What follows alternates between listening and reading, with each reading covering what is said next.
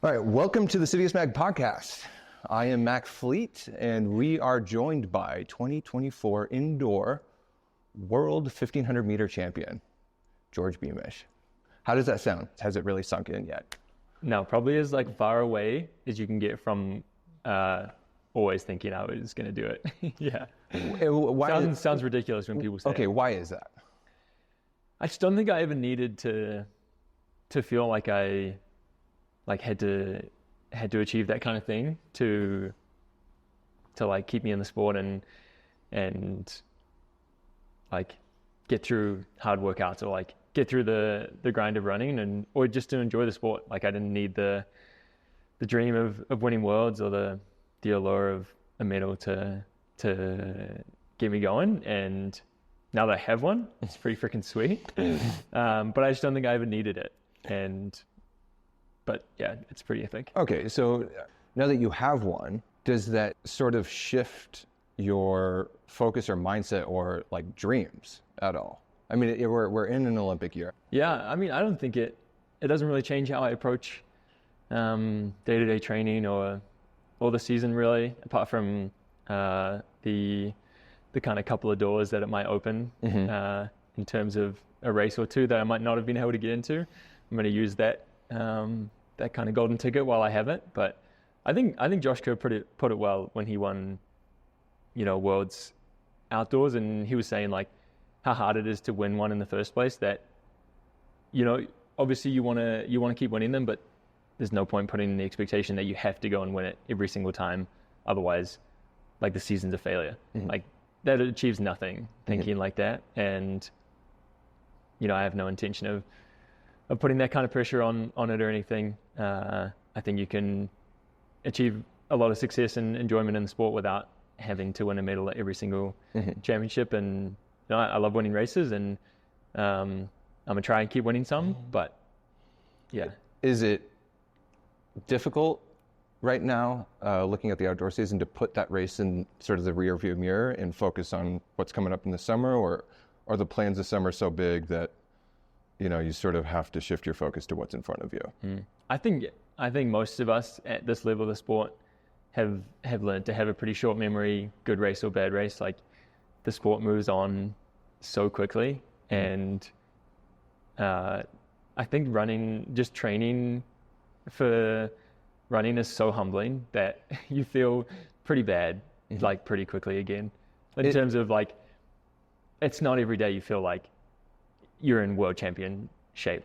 There aren't that many days you feel that good in running that that it's easy to look forward to what you've got to do to keep it up. Do you think that that's maybe a product of how good the team is, how good OAC is, that everyone around you is so good that maybe days where you think that you're sucking in practice is actually better than 99% of the other pros out there? I mean, I don't know about 99%, but I mean, yeah, the bar is set high, obviously, and I mean, I think it's a good thing. No one gets too far ahead of themselves, and there's always someone to bring you back down a little bit and kind of push you.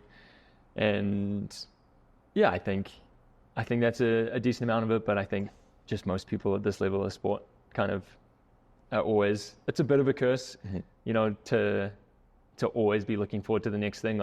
I've tried to, not take it for granted these last few weeks and tried to really, just remember how special it was and how incredible of a week it was in general. And, it's always special to wear the black singlet, and, I try not to take that for granted.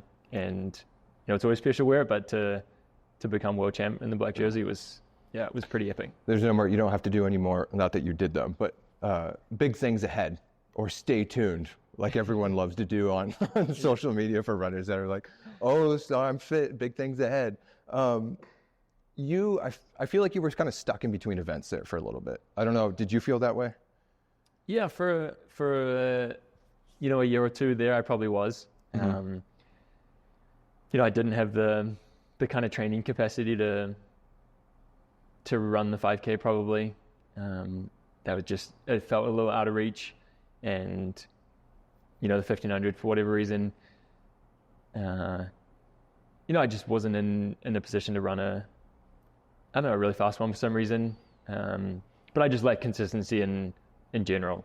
Like it's hard to be successful at any distance without a high level of consistency for a decent amount of time. And, now I've had that for a bit, and yeah, I went to the steeple in between that, but that level of consistency also obviously carried over to running. I finally felt like I made the jump that I thought I was going to a couple of years ago on the 5K and the 1500 as well at the same time. Like everything just kind of comes together when you have that consistency. Does that affect your steepling at all? Is there I don't know if that's giving away too much. I don't know if there's any sort of secret plans or anything like that, but does that change your steepling career?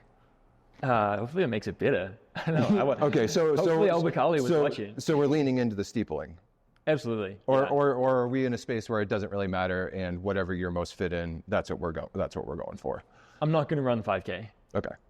I'll put that out there. I don't think I'm happy to run a 5K or 2 a year. I think it's I enjoy it enough to run 1 or 2. It's hard, and I'd love to be a 12-something guy at some point. That's got a good ring to it, but I just don't. I'm not going to run 12:40 something, and I'm definitely not going to do it in the middle of summer when it's hot as shit, and that just doesn't interest me. So if we had to put percentages on, if we're not running the 5K, so 15 steepler percentages, are we 50-50? Is it a like 90-10? Or just this outdoor season? Or how do you view yourself as an athlete? I'm just a runner. Okay. I don't think I feel like labeling myself in one event group doesn't change what I can do. And, right. Like, I don't think that achieves anything right. that I need to have a label on it. I want to be good at a few different events, and I said before, and I think I'm only going to be, defending world champ.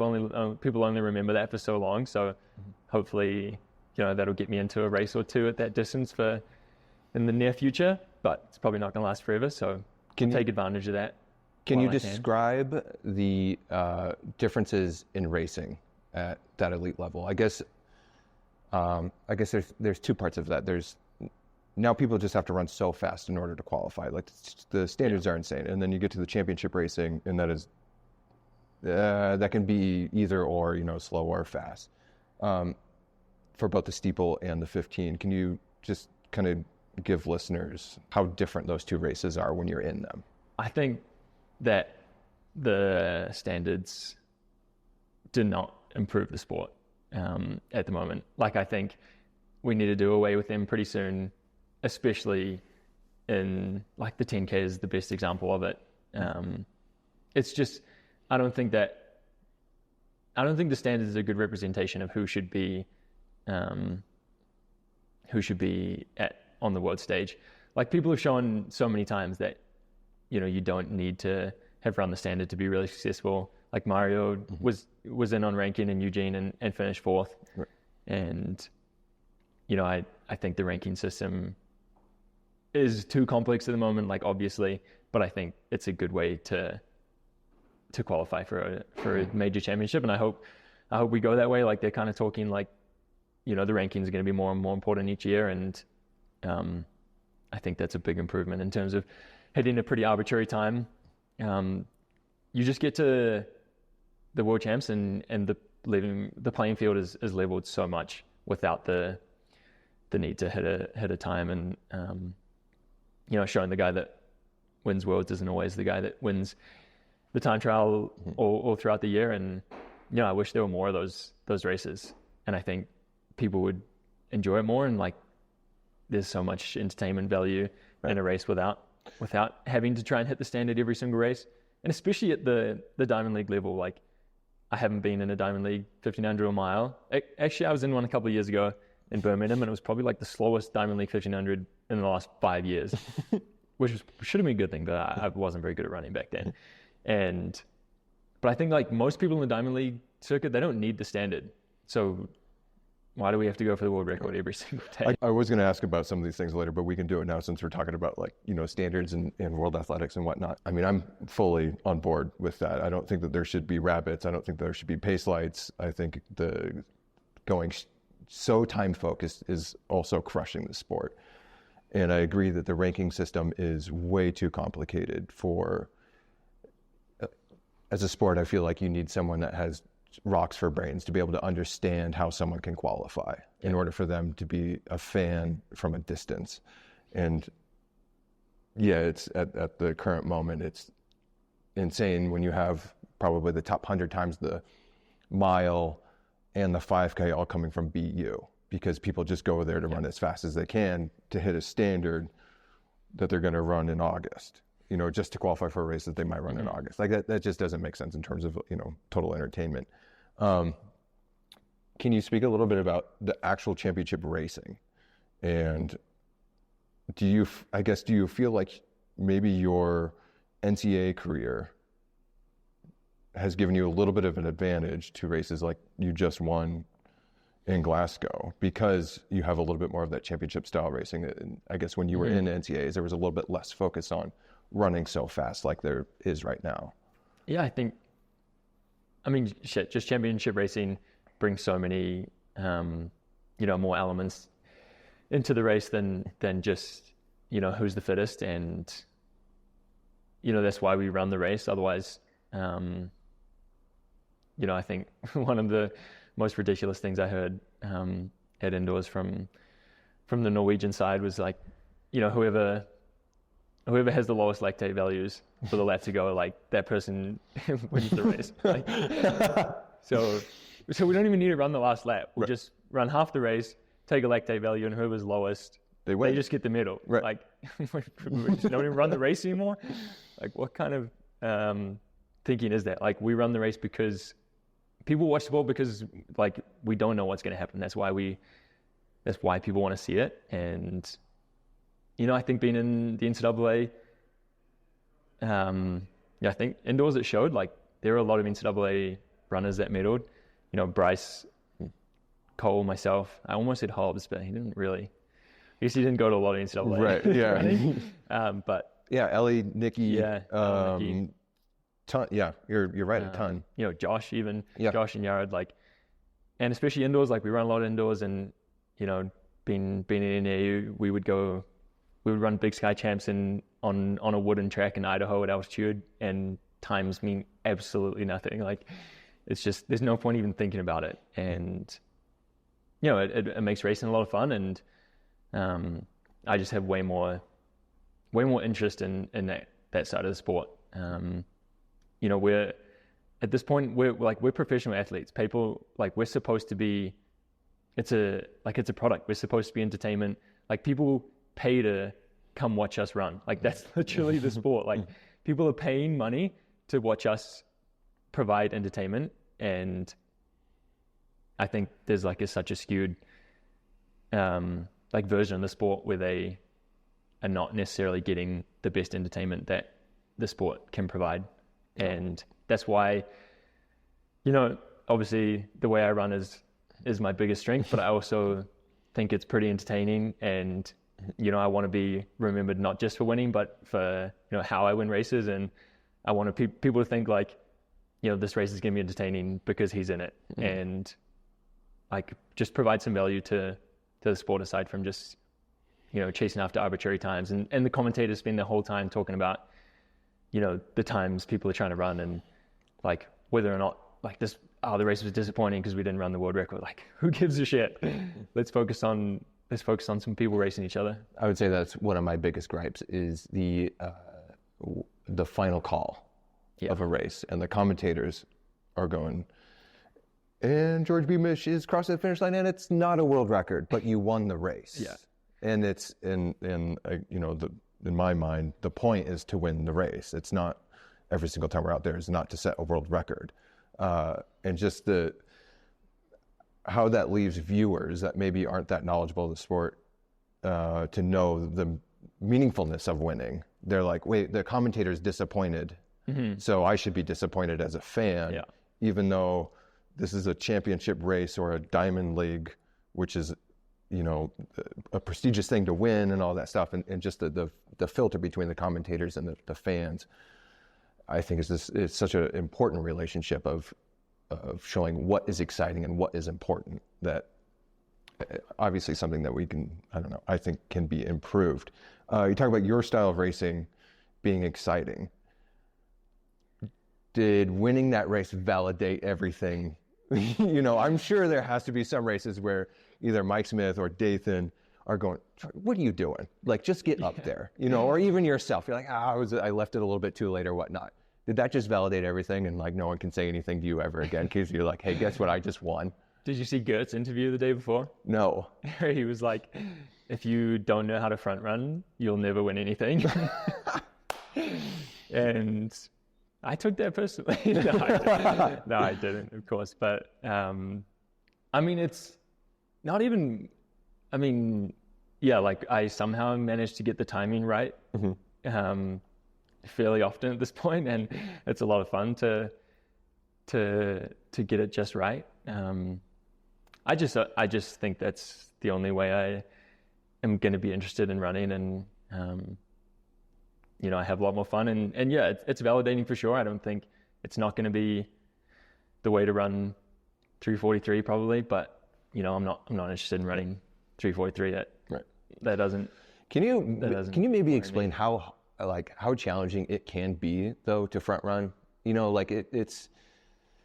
I've never done it. I know, but I know, and that's what I'm saying is to go out onto that ledge is risky in a way if you're not familiar with it. But also, I think what is lost is how comfortable front runners are up front, and equally, if you put them in 6th place with 500 to go, they're freaking out.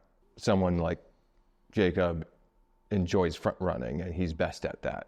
And then equally, you on the other side enjoy running from behind, and catching people over the last 400 meters. Yeah, it's so impressive what people can do from the front, and Jakob's probably just fitter than everyone else on the planet, and he's comfortable there. So I'm pretty comfortable like leading tough workouts up here. Like I'm happy to take reps, and that part doesn't scare me. And for some reason I'm often just like getting to the front actually requires some like you got to be prepared to make something big at the start happen to get there, and that always just seems a bit out of reach for me. Maybe I should try it out sometime. But at this level of the sport, it's honestly, you have to be pretty damn good to get to the front anyway. I guess in the Diamond League at the moment, it's like 95% fitness. Right. If not more than that. And that's just kind of the cards we're dealt at the moment. But, I'd love to see a bit more pressure being put on the athletes to, I'd love to put some pressure on Jakob to try and, from like, I don't know, the media or something to tell him that, people want to see him win a race in a different way. Like, I think people will quite like seeing him in the semi-final in Budapest, like put himself at the back and actually like have to run down to people when he could do it. Like he is good enough. But, I'd love to see these meets, like, we're obviously getting a big showdown at Pre, and, the reality is at the moment, the athletes are so much bigger than the meets, that they just have so much power and can dictate the race before it even starts. Like, I'd love to see the meet just say, no, this is what we're going to do. Like, this is our meet. You're lucky to be running here, as opposed to we're lucky to have you. Which, like every other sport, that's the case. Every other big sport, like no one's getting paid to go to Wimbledon. Like the big events are so much bigger than the athletes. Like no matter what, and I think you end up with a better product.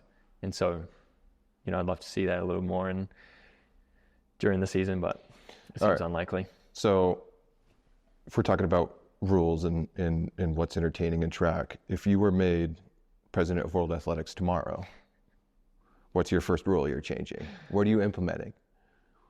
Shit. That one's hard. I think just taking all the incentives away from breaking world records at big meets and putting them that same incentive into winning the race. Like there's too much of an incentive to go break a world record at a Diamond League that like a financial incentive and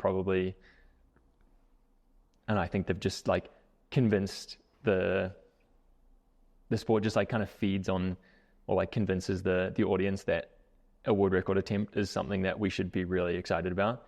And in some ways we should, but I don't think those things should be happening at the meets where we are selling out stadiums in Europe. Like, and then a world record attempt, because then you're setting yourself up for failure if you don't hit it. And then the whole race is like we tried to hit the world record, but we didn't. And now we're not actually that interested in who placed in the top 3. And you'll have you'll have 2 races going on. Yeah. Essentially. Like there's if you break the world record of the Diamond League, like you just make an extra 50 grand from World Athletics or from the Diamond League. I don't know how it works, but like there's a financial incentive every single Diamond League. And so then the meets want to have world record attempts at all their Diamond Leagues all year round. And there's no doubt that there are massive contract incentives, I'm sure, for a world record every single time. And to win a Diamond League, you make 10 grand, which is like peanuts for all those people. And it was 10 grand, I don't know how many years ago, and it's still 10 grand. And, you know, second and third place they've reduced the prize money in the last few years they're just taking away the incentive to place high. Right. Which just makes no sense to me. Right. I can go all day about that. Let's talk something positive about the sport. Okay, it's something positive. How was your win received back home in New Zealand? And is New Zealand having a bit of a moment right now in track? I mean, I think the showing in Glasgow did huge things for the sport. I mean, at least I hope, and we got like a huge amount of support back home. Like we had 10 athletes in Glasgow, I think, took home 2 golds and 2 silvers, and people were pretty excited about it back home. Capping off, like we'd already had probably surely the most successful indoor champs, before I stepped foot on the track in what was like the last event of the weekend. And then, New Zealand takes a lot of pride in its 1500 history with Snell, Walker, all those guys in the 60s and 70s, and then obviously Willis more recently, and people love talking about that back home. And so I think to have a gold medal in the 1500, people are pretty stoked about it. I felt a huge amount of support from back home. All right, between you, Ollie, and Morgan, who knows the most about track and field?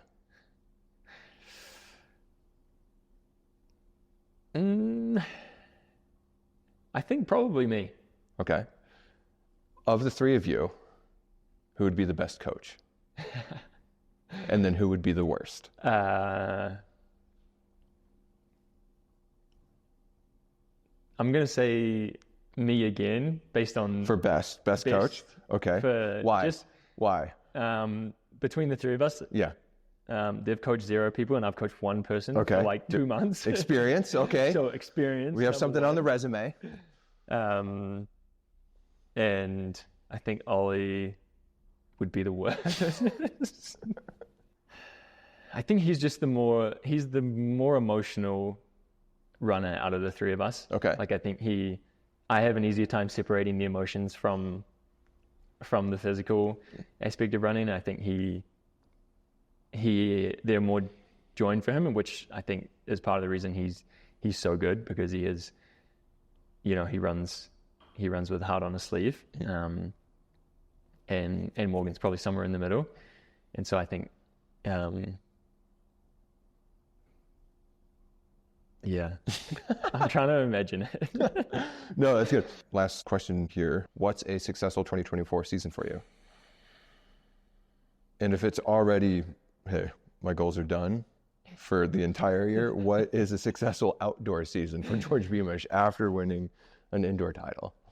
I think it's similar to not really needing the dream of being world champ to to still be world champ. But I think it's the same with, like, I don't need a set, number of goals to reach to say whether it was a successful season or not.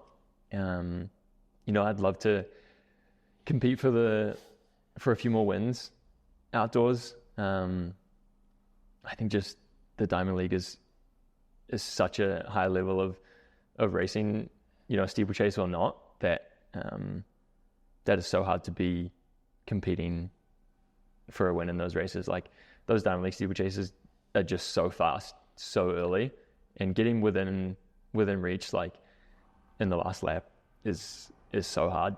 And I'm hopefully I've made a bit of a jump in terms of fitness to be able to race a bit more. But that's when I'm enjoying the sport. I don't have I think, if you can get close to the front of a steeplechase race like that, you're going to run fast. So, I don't have an arbitrary time goal or anything, but, I don't want to set any limitations to success or not, because I don't want to reach the end of the year and be disappointed for no reason, because, I think hopefully I can have a lot of fun and spend a bunch of time in Europe and race with some friends and, put on the black jersey again in Paris, which is, just a huge honor every single time, and just will be really special. And yeah, just race some people.